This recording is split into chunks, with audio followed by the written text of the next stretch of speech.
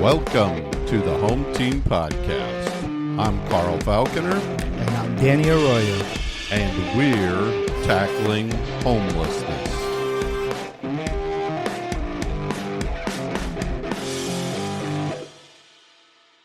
Today in our podcast, we'll discuss two of our passions, football and ending homelessness.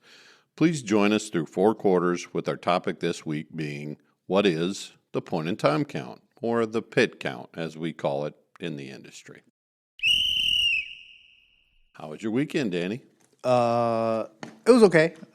Went to Disney Springs. Oh, just nice. to get out of the house. Okay. And then just had some car issues with my daughter, so trying to fix that all weekend. Yeah. So it was a busy weekend, just trying to get things together for her. Did you eat some good food at Disney Springs? We had we ate at Splitsville. We like Splitsville. Oh, Splitsville. Yeah, really? we always like having appetizers there. Yeah, we like having appetizers and stuff. It was so packed that everything was just the wait times were I bet. ridiculous. So Splitsville was quick and it's good fast food stuff, I guess. So yeah. Right. How's yours? Absolutely. It was good. Let me see. Pretty much just chilled for most of the weekend, I guess. Really relaxed. Did some work around the house, and that was about it. So, yeah. Good. Yeah, Very good weekend. Good, Absolutely. good. All right. Well, as usual, we will start it with the coin toss. So, Danny, go ahead and call it in the air. We'll do heads. It is heads, All so right. you get to start us off. Perfect. All right, so welcome to our first quarter. I'm going to kick off by defining our topic of the week, and then we will cover some news headlines and announce the results from last week's home team locks of the week. So as Carl said earlier, our topic this week is what is the point-in-time count? So a homeless point-in-time count is a systematic effort to count the number of people experiencing homelessness at a single specific moment, usually during one designated night. It includes individuals who are unsheltered, living on the street, in vehicles, or places not meant for habitation, and those who are sheltered, staying in emergency shelters or transitional housing. The count provides a snapshot of homelessness on that exact date, not an estimate over time. Government and service organizations use PIT counts to assess the scale of homelessness, plan services, allocate funding, and track changes when the count is repeated annually. Yeah, this is good. Mm-hmm. So a lot of people are unfamiliar still with the point-in-time count or the PIT count. So this is a HUD-designated item or task, I guess, that they ask us to do every other year, actually. It's mandated that we have to count every other year for HUD's requirements. Mm-hmm. But generally, in most places that I've been, they try to do it every year so that they can get that trending data and have that available. Mm-hmm. And it's not just a count, even though, it's called a point-in-time count. There's really surveys that go on, and it's trying to gather that information from people out on the streets or people that are homeless to try to find out kind of what their needs are. Mm-hmm. So, and it's a voluntary thing for people that are out there on the street, but it's a good way for not only to interact with them, but get more information out of them, probably give them some information they don't have, and, just help them along the way. But, I've been doing it I know you've been doing it longer than I have, but I've been doing it for about 8 years. I started at the shelter doing it there, counting the people in the shelter, but also the meals that we were serving at night. So it was a lot of people at that time. But no, now they do it more than one day. In the beginning, it was when I started doing it was just one night. Now it's, I think, 2 days, right? Three days this year. Yeah. So you actually get a better count because you might miss some people on that one night. That's right. And usually when we go out there, like last year we went out a lot, and they were like, "Nope, we already been surveyed. We already spoke to that person." Right. So, but I think it's a good way to count. Or get some more data of those that are absolutely. on the street. And that's the idea, is to get the data, to get some trending information, and to really give people an opportunity to give us feedback. Yeah. This is kind of our customer satisfaction survey. Pretty much, in some ways, from year to year. And we'll talk a little bit more in depth about it with offense, defense, but we just want you to but the main thing right now is we want you to understand that the point-in-time count is happening at the end of January. It always happens at the end of January per HUD guidelines. And so it is happening in all of your areas, no matter where you're listening from. It's happening in your area. please reach out to your continuums of care in your area and find out how you can volunteer to be part of the point-in-time count, because they're always looking for volunteers. And so make sure that you reach out to them or go to their website and make sure that you find out how to volunteer. Yeah, and I think that's what makes it good doing this. They make it easy for you. Yeah. So as you volunteer, you absolutely. pick where you want to go. That way you don't That's have to right. drive. You live in Seminole, you don't want to drive to Orange County, or Yeah. they make it easy for you to get to that location. Yeah, you wanna go to. and you might only have to do a 4-hour shift or Correct. something Yep. like that one day. You don't have to be there the whole time, Right. all of that stuff. And there are team leads that are involved in this. So, help you, yep. A lot of our staff here at Pathlight Home will be team leads, and we'll take teams out. So you don't even have to worry about how to do it. There's training involved, and they'll set everything up for you. So it's really, really simple. Basically, you just have to show up. That's it. And be, open to the experience of going out and talking with people and gathering some information. Definitely. So anyway, all right. Now let's take a look at some of the headlines from our homeless world. So this headline takes us to Tampa, Florida. James Fishback is a 30-year-old long shot Republican candidate running for governor. I did not write long shot, by the way. That was part of the article. That was part of- yep. He is known for taking hard stances on several issues, including immigration and homelessness. And these are his words: on day one, if you elect me your governor, I will deploy the Florida National Guard to our major cities to clean up our downtowns to secure our streets, Fishback said.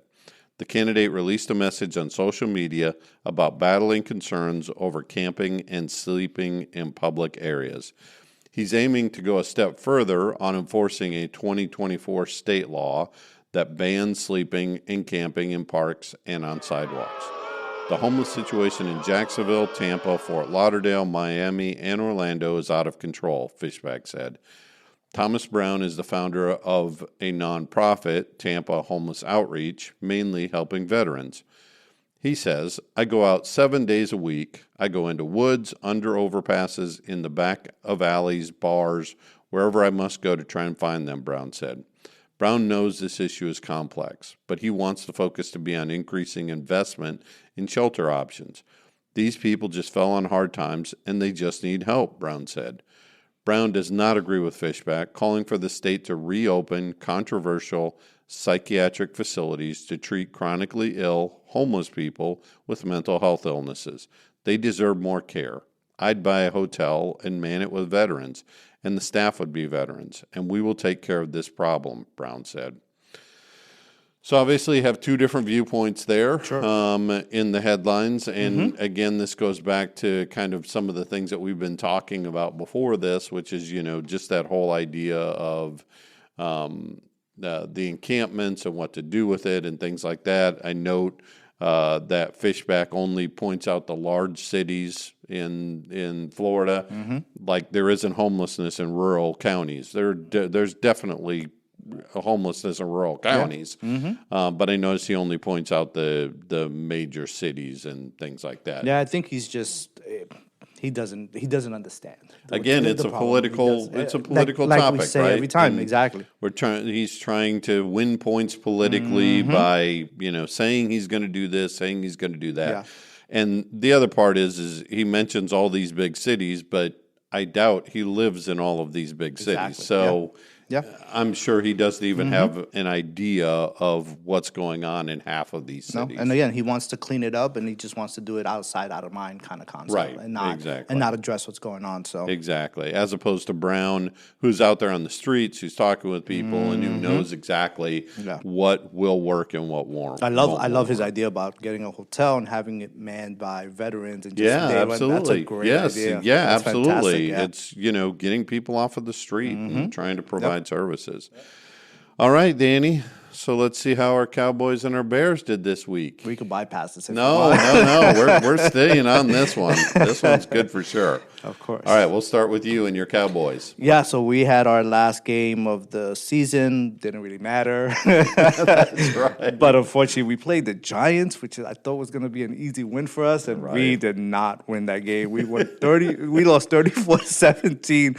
I told my wife, "This is so bad. We're not even on TV." I know. So halfway through through the game, they took out Dak and everything. Yeah, and so, I mean, we just had a bad season. It's just let's just see what happens next year. Just trying to get through it. Just trying to get through it, pretty much. Yeah. All right. Yep. Well, on the other side, my Bears played the Lions. Unfortunately, we lost 19-16. We did like we almost have done the entire season. As we got behind, we came back, we got close.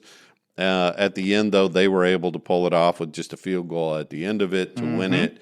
It really didn't mean that much to us. We kind of had an eye on the Philadelphia game, and Philadelphia lost anyway. And with them losing, we secured the number 2 seed in the playoffs for the NFC. Pretty Did you good. hear that, Danny? It's pretty good. The Bears are in the playoffs. I heard about it. I didn't know you. I heard. Anyway, so next week's opponent, Danny, who's y'all's opponent next week? So we will be probably, I don't know, playing the cheerleaders or something. I have no idea. Or maybe a high school team. Oh, that's right. You're not in the playoffs. Yeah, maybe a high school team. Okay, I don't there you know. go. Okay, and we'll fair probably enough. lose that as well. Well, so maybe so. but no, our season's over, so there is no next week. No next week's opponent. No. Oh man, I noticed there was a big hole. There's a hole here in our run. Yeah. Down here. Yeah, exactly. Yeah, so you have the Packers. We have the Packers next week. They're coming to us again. Wow. So this will be the third time this year. We've each won one game. They won theirs at home. We won ours at home. Yep. So hopefully we'll be able to do something. You got with the home field Packers. advantage, which is always a good thing. We do have the home field advantage. I hope maybe we can start a little better this week rather than getting behind by a whole bunch of points. Did the Packers win this week? The Packers. I don't remember. They won or not. No, they played the Vikings, and the Vikings beat them. They beat them, okay. In Minnesota. Gotcha. Exactly. Okay. So, but I think they rested pretty much all of their starters because they didn't. As they should. were already locked into their as they seed should. for the playoffs. That's so. a smart thing to do. Yeah, exactly. So. All right. All right, perfect. So that wraps up the first quarter. We will be back after this break. Hello, everyone. I'm Carl Falconer, the president and CEO of Pathlight Home, and I'm often asked by many in the community, what can I do to help end homelessness? I would like to invite you to join Pathlight Home's efforts. Pathlight Home is a 501c3 nonprofit organization in Central Florida. We currently have 560 units of housing that we provide to individuals experiencing homelessness. But we also provide additional support through employment resource centers and mental health services. We have a drop-in day center where people can come in from the heat, do laundry, get meals, all in preparation to get them into housing eventually and off the streets. Community involvement is key to the success of our efforts, and we love when community members want to get involved with Pathlight Home. There are 3 things we invite you to do to help. Number 1, consider supporting us with funding. No donation is too small, and every dollar has an impact on our community. You can go to pathlighthome.org and click our donate button to contribute anytime. Number 2 is volunteering. We love to have volunteers come in and help us with any of our projects. We have ongoing projects and needs, but are also open to individuals and groups sharing specific talents in ways that build up our residents. Number 3 is take a tour with us. Come here to our facility and see what we do for yourself. It's the best way to get an inside look at what we're doing at Pathlight Home each day. We think it's important to understand the work it takes to fight homelessness and love the opportunity to meet community members who are passionate about the issue.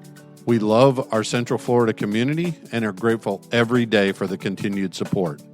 And again, to get involved, go to pathlighthome.org. Thank you.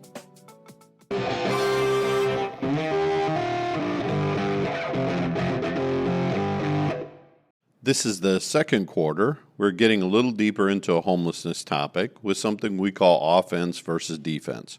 We will each take turns discussing some opposing viewpoints of our topic this week. The question we asked this week is, should every community do a point-in-time count each year? Please remember that we're trying to show both sides of the issue. These do not necessarily reflect our individual stances on these positions. So, should each community do a point-in-time count each year? I'll take the offense, which will be yes, and I'll give you my viewpoints on why I think every community should. First, trend analysis. I talked about this a little bit in our opening. The annual count provides a standardized baseline to track homelessness trends over time at both local and national levels. Now, again, I want to point out this is just trend analysis. It does not necessarily mean that it's the most accurate count, and we're not trying to say that when I say, the trend analysis, but it is valuable to be able to do it the same way every single year. Performance measurement. Communities use the data to gauge the progress of their specific interventions and identify gaps in the local homelessness assistance system. Again, I think this is a valid point. It does measure some gaps. Community engagement. The process mobilizes volunteers, educates the public on local needs, and provides opportunities to distribute supplies, such as Narcan or vaccines or cold weather gear to unsheltered individuals. Actionable data points. The count captures specific information not always available in the standard Homeless Management Information System, or HMIS. As most of you will recall, that's the data system that we use on a regular basis, most providers use, such as where an individual slept the previous night or their length of residence in a city. So it does capture a couple of different data points that we don't normally capture. All right, Danny? All right, so I have the defense, which is the no. So first is resource intensive. Conducting the count annually requires substantial staff time and city resources that could otherwise be directed toward deeper analysis of year-round data or program implementation. Significant undercounting. The PIC count only captures a snapshot of a single night in January, often missing the hidden homeless, such as families living in motels or doubling up with others to escape the cold. Inconsistent methodology. Methods vary widely between communities and years, making it difficult to draw accurate comparisons or identify long-term trends. Program assessment lag. Biennial account every other year may be more effective for assessing program changes that require a phased approach, as annual shifts in data may not reflect long-term effectiveness. Flawed incentives. Because federal funding is sometimes tied to decreasing numbers, communities may have an unintended incentive to under-identify homeless individuals. And last, reliance of anecdotal data. Critics argue that year-round data from providers, HMIS, is more reliable and comprehensive than a one-night count. All right. So I think for me, I want to touch a little bit more on mine, what I just said. The one with the undercounting, I think we addressed it last year with HSN about the hidden homeless. We talked a lot about vehicles, people living in vehicles, and trying to locate that. I think you're part of that committee this year, absolutely, to figure out how we can count those that are out, because those are all scattered everywhere. That's right. But I think for yours, I think the analysis part is, we have to collect data on all this stuff. We have to, that's the best way for us to figure out who's out there, what has changed. We saw last year that the elderly increased, the youth increased. So I think these are all great ways to find new trends that are happening, how the population is changing. And then, of course, the performance measurement, we have to do that just to figure out how we're going to fix whatever's going on out there. So, absolutely. So go ahead. Well, I like, on my part, on my side, I like the community engagement. I think that's a really valuable part of the point-in-time count that gets overlooked by a lot of people. When we first started doing point-in-time count way back in the day, we just wanted to go out, and so we only use service providers. And service providers are great, and we went out and we did our count and, all of that. But once we started getting the community involved, that really changed the game, because it really gave people an opportunity who were not providers to go out and see and meet people who they had, stereotypes about, who they believed certain, myths or stories about, and actually talk with people and understand who the people were who were actually out on the streets. So I think that's one of the biggest things, the community out of yours, out of ours, 100%. out of mine, On your side, I think the one of the things that I'd never thought about until you brought it up was the program assessment lag. In other words, doing it every 2 years, because it actually might be more valuable for trend analysis. And I like their point here that sometimes in a year, it takes longer than a year to actually get the data that you need for a program to work. I mean, we do the point in time count in January. The HUD-NOFO comes out, sometimes usually in the summer, which is our application for HUD funding.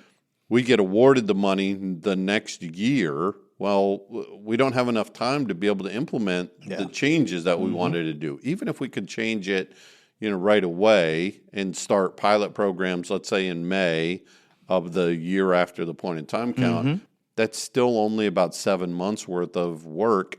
You might not see that in the next year's point in time count, but if you waited an extra year, then the trend analysis might get more. That makes sense. Might get more valuable to you. Yeah, because when we do the pig count, it's not like those numbers come out in a month. We have to wait a while for those numbers to come out to even see what the trends are, what's changed.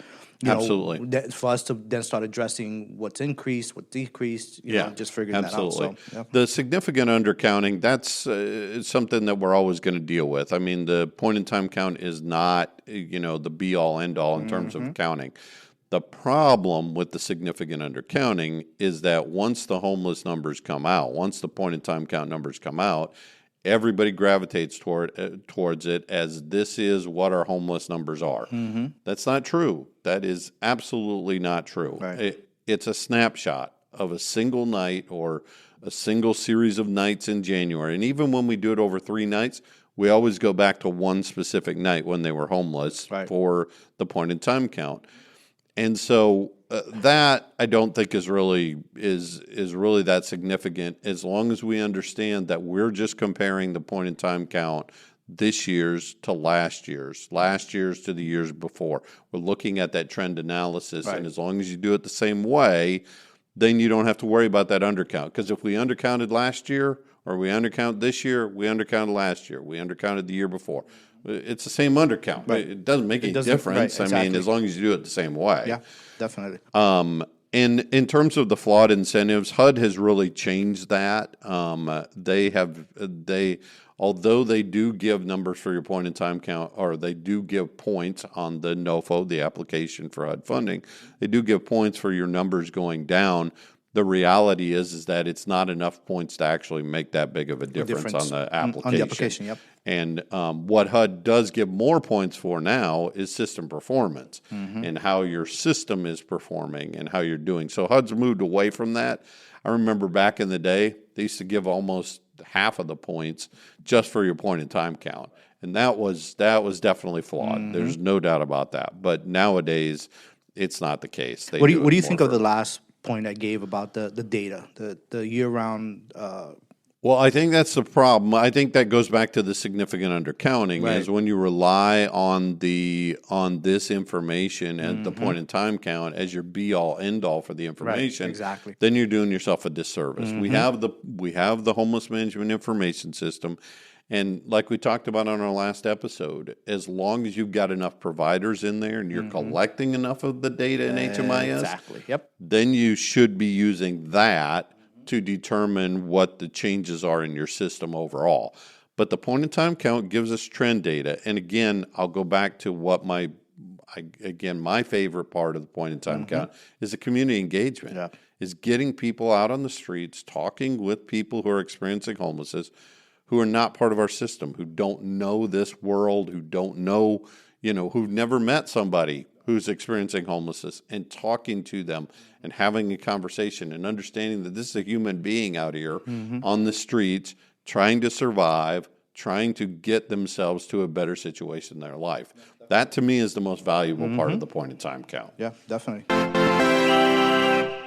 All right, so we've made it to the halfway point, and during halftime, we want to take a moment for fan interaction and highlight an inspired quote related to housing and homelessness. All right, so the fan interaction, I have this portion. There are no new questions this week, so I thought we would try something a little bit different in this section, Danny.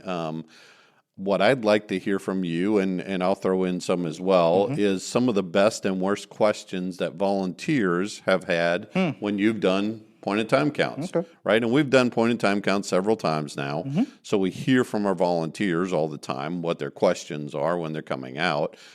So I want to start with one of the worst questions that I've had. But again, I laugh a little bit, I chuckle a little bit because inside the business, we understand that this is not a reasonable thing to ask.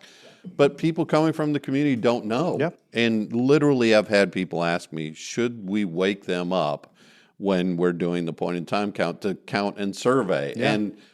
And my answer to the volunteer is, would you want to be woken up in your house or where you're living in the middle of the night to do some kind of a survey? No, you would not. Don't wake people up in the middle of the night. They're going to have attitudes. They're going to be angry. They're going to be upset. They're going to be confused. You're going to escalate a situation. Yeah. And if there's others around an encampment, let's say, you're not going to get feedback from all these people because they're all going to shut down on you. Exactly. Yeah. So that's one of the questions. Because again, the survey is done at different times throughout the day. So it's a morning shift, an afternoon. There's an evening shift. Exactly. So there's people who are So the answer is no. Do not wake them up. That's a big no-no. Exactly. So if you start that count that way, that's going to be a problem. Will we still do it if it rains? Yes, we do. Yes, we do. Yes, we do. We do not stop. Doesn't matter what the weather is. In fact, in some places, what we hope for is actually some bad weather so that we can get other shelters opened. We can get people to come in because it makes it easier to count people if they're coming into the shelter. Because it will make it harder to capture people outside because they will kind of go and find shelters and find somewhere else to stay and get out of the element. So yes, we do it if it rains. Even if it rains. And again, that's a tip for volunteers when you're volunteering for the point in time count. Make sure you bring the gear that you need to stay warm, to stay dry, all of those things. And in cold weather, if it's snowing, it still gets done anyway. It still gets done anyway. It does not make any difference. You're exactly right. Yeah. Do you ever not find people? It happens. Yeah. Yes.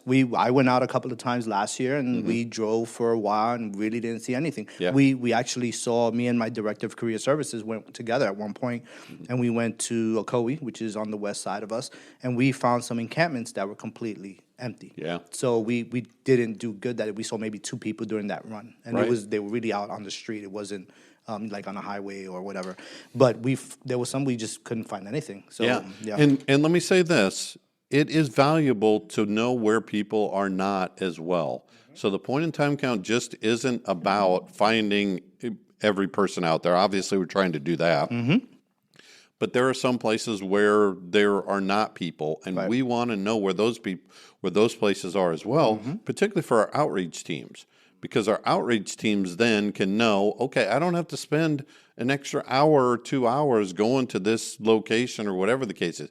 Or like you said, finding an encampment there where there aren't people. Okay, well, now we know from an outreach team perspective, we can send that outreach team back out to that encampment later and see if they can find people. Yeah, and on the opposite side is we find a spot that we didn't see last year now has an encampment. Absolutely. Now we can send our outreach team to that location. So it kind of helps us on both sides. Yeah, and the idea with the point in time count is to try and cover every single geographic area and zone that you possibly can within your continuum of care. Is it okay to take pictures and videos? So yes and no. Yes and no. Very good. I like that. That's exactly what I would say. I passed it. Yeah. So yes and no. Yes, you can take pictures of your volunteers, your efforts, but not of the people you're surveying. Right. Unless they say it's okay. Right. You can always ask in a lot of circumstances, they will. They'll be okay with it. They'll say, sure, I'll take a picture with you. But driving up and walking to let's say an encampment again, you can't just start taking pictures without authority. Them giving you the release of even their stuff, even a tent or something that's out there. Ask beforehand. It's just like anything else. Again, think of it as your home. That somebody's coming into your home, taking pictures. If they just came in and just started taking pictures and doing and shooting video, you might be a little upset at that. And so that's the idea: is you need to ask about that ahead of time.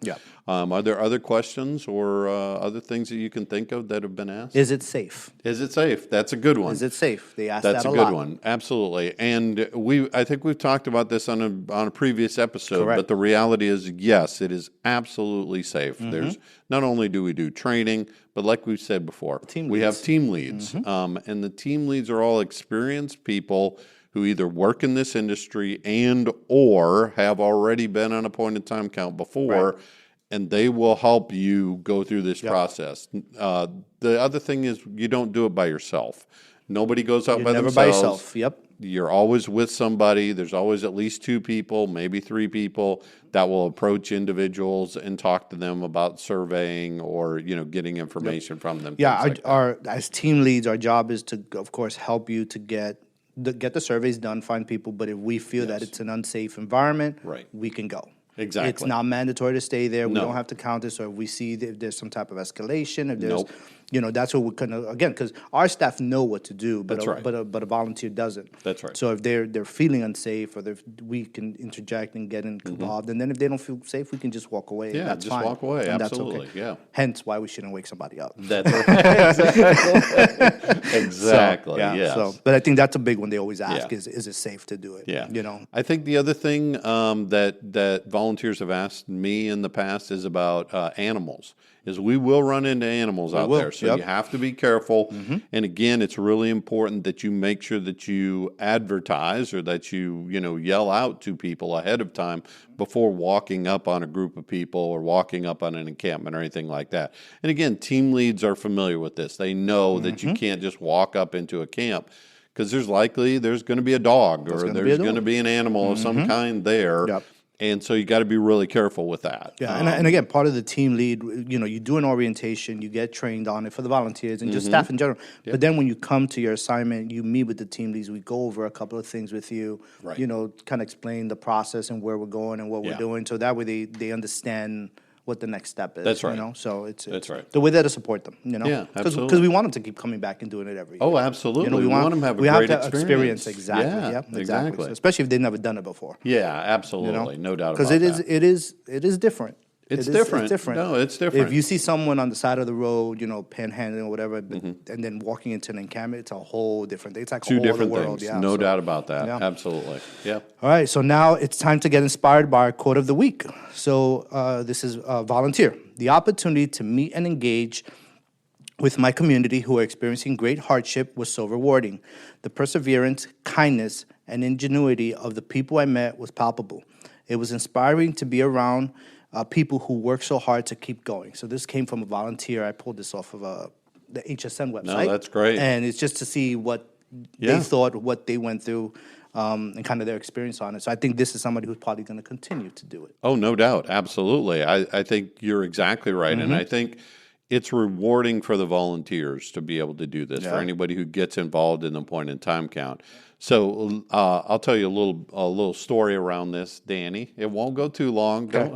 Don't give me that look, Danny. Danny's giving me a look right now, like I tell long stories or something. We know that's not true. No, anyway, of course not. This one's a quick one. So when I was in Dallas, we did the point in time count, and they have a wonderful process in Dallas. They break up by zones. They get team leads to come out. I mean, it's very similar to what we're doing here in Central Florida. But they have a ton of volunteers, and they have pretty high-level volunteers, too. They have city council people, mayor. They have all kinds of people that come out. Not to say that we don't here in Central Florida as well. But anyway, but then, so we were doing the point-in-time count. We were out there. I think the first year I was there, we might have had, I'll probably get this number wrong, but it was probably somewhere around 500 volunteers. I mean, we had a lot of volunteers. I remember when we started the count, we brought them all into a church, and it filled the entire church up. Wow, pretty good. To get them started out on the point in time count that night. And then of course COVID hit. And you remember COVID, Everything right? And everything just shut down. We had volunteers calling us. We had city council people calling us, telling us we had to do the point in time count. And we were like, no, we cannot do the point in time count. This is COVID. Yeah. And not only is it dangerous for the volunteers, because getting a large group of people together at that time obviously had its drawback, but it's dangerous for the people out on the streets who you're running into and you're having contact with. They're vulnerable people, and they don't have as much access to some of the other resources that other people do.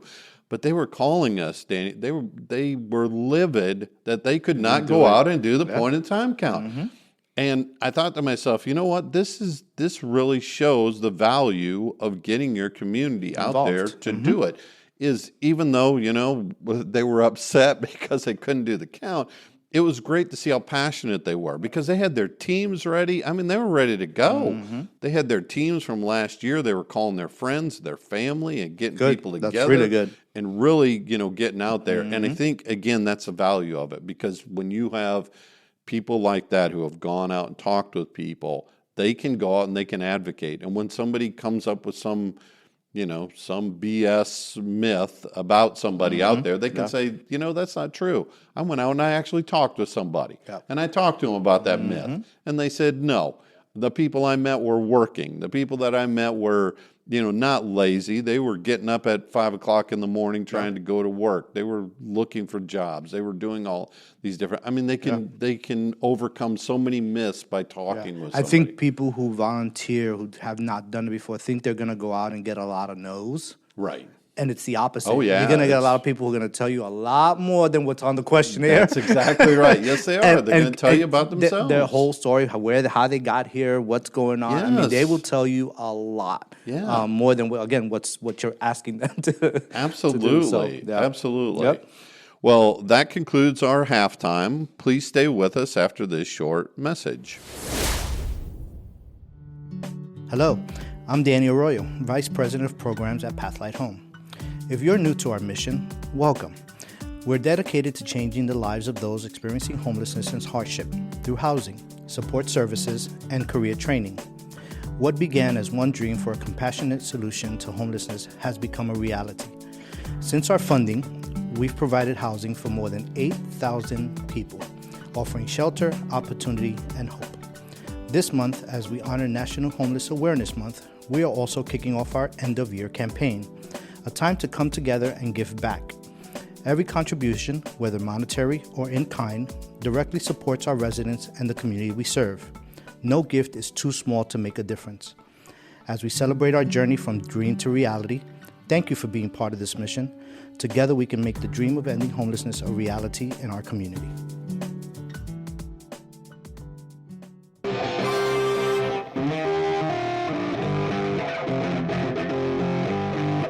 It's now time to kick off the third quarter by highlighting the goodwill and good work in the NFL community and announcing our NFL Home Team Locks of the Week. So in December of 2025, Buffalo Bills offensive tackle Dion Dawkins engaged in several charitable activities in Western New York through his foundation, Dion's Dreamers, I like the name, including distributing holiday grocery boxes and hosting a holiday shopping spree for local families. These efforts contributed to him being the Bills' 2025 Walter Payton Man of the Year. In December 2025, Nominee. He's a nominee. It's not out yet. Hasn't been announced yet. No. December 2025 community initiatives. He did holiday grocery box distribution. Dawkins partnered with the Buffalo Bills Foundation, Wegmans, Feed More Western New York, and the Salvation Army to hand out 200 holiday grocery boxes to families in need. The boxes contain food items for a Christmas dinner and holiday cards made by local middle school students. Cool. Then he did the Holly Jolly Snowman Shop, teaming up with West Her. His charity hosted a holiday shopping spree event with families, where families could pick out gifts. Children also enjoyed a fun zone with crafts, snacks, and time with the Snowman, Dawkins' nickname. Snowman, pretty cool. Northland Workforce Training Center. Dion's Dreamers sponsored the center's community holiday celebration, an event focused on community empowerment and youth mentorship. That's great. Pretty good. That's fantastic. And just for all of the listeners out there, Danny is not mispronouncing snowman. No, it's snowman. It is snowman. I don't have a lisp. It's a combination of showman and snowman. I don't have a lisp. So, Snowman. Snowman. It's the snowman. And that's his nickname. He's the snowman. Yes, sir. He's a very big dude, and I can see where, he would get that nickname. He did a lot for December, for Christmas. Pretty good. Yeah, he's fantastic. Obviously, the Buffalo Bills are one of the wonderful teams in the NFL in terms of giving back and really giving back to their community and being part of their community. I watched a little bit of Hard Knocks this year, which was with the Buffalo Bills, and they showed Deion Dawkins, and he's just fantastic. I mean, he's off the field, he's like the softest, kindest, nicest guy in the entire world. Cool. So this makes total sense here. Very good. Absolutely. All right, so now we're doing our locks of the week. So we're predicting the home team to win each week. So last week, Carl, you had Seattle versus San Francisco. And they did no. I had San Francisco actually. Oh, I'm sorry, you had San Francisco. They're at home. Yep. And they were playing Seattle, and unfortunately, Seattle beat them. I thought San Francisco was going to pull it off. It was a really tight game, a lot of defense in that game, but San Francisco couldn't do it at home, and that was for the number 1 seed in the NFC. Yeah. And they couldn't get it done. Yep. And Danny, you had Miami versus New England. Yep. And New England won that game. Yeah, so they did. They did great. Good Carl, for you. So your record is 6-11. Making me say. Of course, I have to say it one more time. I don't think the audience heard you. And then I am 9-8. Yeah, look at that. 3-game lead on me, Danny. So apparently we're still going to keep doing this. Yes, we But are. if it ended today, just want to point out, 9-8, 6-11. But anyway, we're going to keep it going because of the playoffs. It's the playoffs, So the playoffs call decided to add 2 points now per win. Each win. Hey, the playoffs is more important, isn't it? Of course. I mean, it's always more Pretty important. sure if this record was backwards, it would still be a point. But hey, I digress. So your picks next week are? My pick is Philly. They're playing at home versus San Francisco. It'll be a great game. So that should be a really, really good game, and I'm looking forward to watching that game. Yeah, that one should be really good. Yeah, absolutely. And so I have the Chargers against the Patriots. I'm going to stick with my Patriots again this week. I am. Again. You didn't take them to win the Super Bowl now, Danny. So at some point, point, I'm not going to pick Philly because you picked Philly. I know. I picked Philly. So you know. Yeah, both of your teams are good for the Super Bowl that you picked. They're in the playoffs, right? Yeah, both are in the playoffs. Yeah, your Ravens got eliminated though, didn't they? Field goal. On the field goal. They missed the field goal at the end. Field goal. That poor kicker's face. His face. Oh man. He looked like I'm gonna get beat up in the locker room today. Gosh, it was, So my whole Super Bowl prediction is gone. So, but those are our teams for next week. So playoffs are gonna be good. They're gonna be good games. All right, great. Well, stay tuned for our wrap up after this message. Hello, I'm Gigi Ramirez, the Senior Director of Fundraising and Engagement here at Pathlight Home. For over 30 years, we've helped more than 8,000 people transition from homelessness to hope. But when someone moves from the streets to their own home, they often have nothing. That's why we provide immediate essentials, everything from bedding and food to soap and cookware, to help them truly feel at home. Beyond housing, Pathlight offers career training and supportive services, like our 12-week culinary program, helping residents gain skills, find jobs, and rebuild independence. You can be part of the story. Volunteer your time, donate essential goods, or become a monthly Pathlight hero, ensuring every neighbor has a chance to thrive. Visit pathlighthome.org to donate today.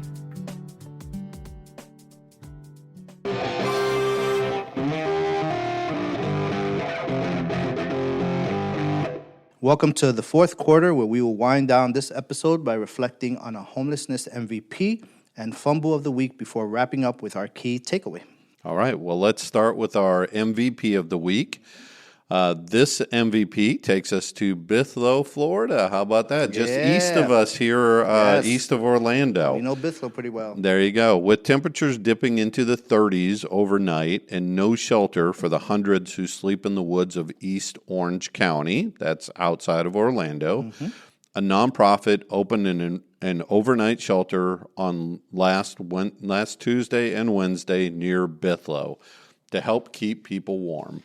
Amid hopes it can provide many more nights of support to come. Eventually, United Global Outreach CEO Tim McKinney, we know Tim very well, great guy. We partner with him a lot. Does great work, absolutely. Yeah. He said he planned for the 2-acre property on East Colonial Drive to be a permanent homeless shelter, a move that would make it the only general shelter in the county outside of downtown Orlando. He said both short-term and long-term options are necessary, citing the lack of any county-run warming center on the east side. We must provide an option for people overnight, McKinney said. I don't think any person who lives in East Orange County thinks it's okay for a person to sleep outside when it's 35 degrees. It's too soon to say whether McKinney can realize this dream of a permanent shelter. The property's zoning hinges on a lawsuit between the county and state involving Orange's rural growth control rules. While such facilities also tend to draw neighborhood opposition, a key reason there are so few shelters in the area now, he suspects this site might be different in a more sparsely populated area. The group opened its doors to a former church it leases, as well as a few adjacent motel rooms on the property, for people to come out of the woods and into the warmth. McKinney said he suspected that he'd have between 30 and 50 people each night. His outreach staff was fanning out into known encampments in wooded areas across Bithlo and East Orange to let people know about the available space. So Bithlo's that perfect space that we said about being rural and That's hardly right. anything out there. He's so far out. Absolutely. And we visited out there to meet That's with him. absolutely right. And he's so far out that it's like they forget that he's there. That's right. Yeah, absolutely. But he has a lot of homeless people out there. He does. And he provides a lot of services considering where he's at. He absolutely does. And Tim He does definitely a great thinks outside job. of the box. And he does. He He does. And he just, yeah. And so this is not a surprise to Danny and I Nope. that he opened up, space for warm night shelter or Right. cold night shelter. And so but it is something that's needed. And again, it goes back to that point of we've got to think about all of the areas. We're talking about the pig count now. Yep. He's going to count probably 100 people out there in East Orange County, which means we need to have services available. And he can use that data from the point in time count to be able to justify why Exactly. he can have a shelter, why he needs more services there, why he needs, service X, Y, or Z. And so those are some of the values of the point in time count, is being able to get into areas where we might not think that we need services, or we might not think there are people out Yeah, there. and everything's very far out there to get to any type Absolutely. of service. The fact that he's bringing all the services to him is fantastic. Absolutely. But we need more partners and more Yeah. community members out there to help him because he can't do it alone. of That's course. absolutely right. So, yeah. That's absolutely right. Yeah, that's a great story. Yeah, Fantastic. great. Go Tim. All right, now to our fumble of the week. So this is from Hartford, Connecticut. Several unhoused people were left scrambling to find shelter in Hartford this week after the city cleared a homeless encampment, a move that sparked tension over suburban and urban responsibilities. The city said they posted signs around Hartford's Pope Park last week, warning homeless people in the area to gather their belongings and move before the backhoe moved in. On Monday, a Department of Public Works backhoe was used to clear the encampment, sending a handful of people to look for shelter, according to officials. We have no place to go. My wife and I, we've been separated from our children already. The stress of not knowing is really tough, said an unhoused Hartford resident whose tent was cleared by the city. Where do we go? All of our stuff is in that tent. What little stuff we have left. Another couple had left and came back, and all the stuff was gone. Every blanket, piece of food, all of it gone. Jeffrey, along with his wife, who were both staying in the tent at Pope Park, said that he pleaded with city officials to let them stay while they are actively searching for a long-term drug rehabilitation center. When the cold weather shelters first open, the outreach program here is great. The city will drive you to a shelter, he said, but they won't allow my wife and I to be next to each other. They separate the men and the women. That may not seem like a big deal, but the separation anxiety is astronomical. We do everything together and we don't want to be separated. Now, a lawmaker is demanding answers on why the city would forcibly remove homeless people during frigid cold temperatures and a few days before the Christmas holiday. State Senator Saad Anwar, co-chair of the Public Health Committee, said that homelessness is a collective failure, and he is urging officials to step up and address the homeless crisis in his Facebook post. Today, the city of Hartford, presumably under the direction of the mayor, took what little people had left, their tent, their belongings, their only sense of space, dignity, and safety. They were left with nothing, the state senator posted on Facebook. So it's another one of those clearing of encampments during cold weather. It's about the third one we've read in the last couple of weeks. Exactly. And it's just, I don't get it. It doesn't solve the problem. It doesn't bring any solution. And again, going back to our point in time count discussion, this makes it so much harder to count and find people. When we're moving people around from place to place and we're destroying their property and destroying their locations, it makes it so much harder for us. You know, we talked about the fact that the point in time count is an undercount. Well, part of the reason that it's an undercount is because people keep moving around. We talked about this the other day, you and I, when we were having a discussion about our outreach team. And, you know, we have some housing available here through our Three Bridges program where our outreach team will go out and find people. But between the times when we actually have beds available, they have to put people on a wait list, basically. And sometimes when they go back out there, they can't find them. Why? Because they've been moved down the street. They've been moved around. Their encampment has been torn down. All those kinds of things. It did not solve the problem. You know, we're all we need is a little bit of time to help people. And that's the worst thing, is to have an apartment, a unit available for someone, and they're waiting to move for someone to move, and then you can't find them. And then you can't find them, and now they start from square one, because now you have to give it to someone else. That's exactly right. And now this person has to start. And they got to start. And they start losing back faith of the line, in the system. basically. They start losing faith in the system if it happens. Exactly, and that's why that's why a lot of people out on the streets are frustrated and angry and things like that. It's because the system is not working for them. It's not helping them.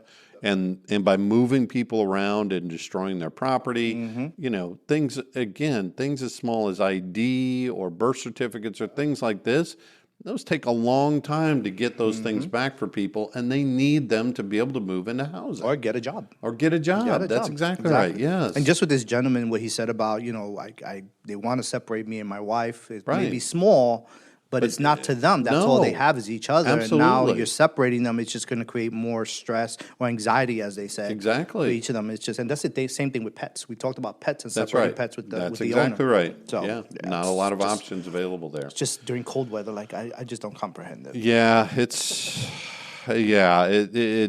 frustrating sometimes. Yep. All right, and finally, here's our key takeaway for this episode. The point-in-time count may seem like it's just another HUD-mandated task to do, but most importantly, it's an opportunity for the community to let people who are experiencing homelessness know that they are seen, they're cared for, and recognized as needing our support. I think that's the big thing about the point-in-time count, is when we're out there talking to people, one of the things that we do is we explain to them that this is trying to bring more services and help understand what services people need. And I think that's a key part of the point-in-time count. It's not just about us getting numbers. It's about the people on the street understanding that we see you. We care about you. And we're trying to get services to you. We need your information. So we need your voice in our decision-making process, and that's kind of what this is about. Again, that customer service satisfaction survey, kind of thing. Yeah, definitely. All right, so that concludes our episode for the week. Remember, if you have any questions or comments, or if you have any questions about the PIC count or how to contact Continuum of Care, or if you need information from us, we can give all that to you. But please email us at questions@pathlighthome.org. As always, we leave the last words for our beloved co-founder, the late Reverend Fred Maxwell. Take it away. I'm still dreaming that we will become able and sufficient to increase the housing of homeless. This is merely a beginning.